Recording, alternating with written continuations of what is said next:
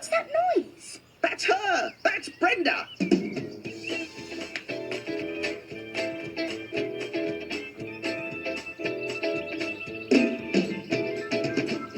When she was still inside the shell, she had a tale to tell, and she could tell it well.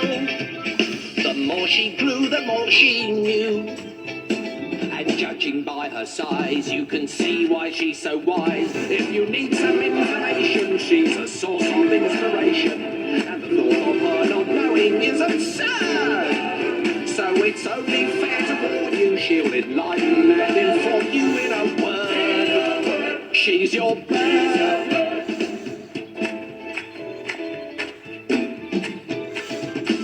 Just as sure as the sun sets in the east, I know the most, to say the least. I can smooth the savage beast. My rhyming shows when I write prose, and I know the sum in fact of any quotient I subtract. She can lecture on the history of every nationality in languages you probably never heard. And when it comes to their location, she'll point out your destination in a word. She's your bird. She's the princess of pontification. And man, the word's obliteration. I stand corrected.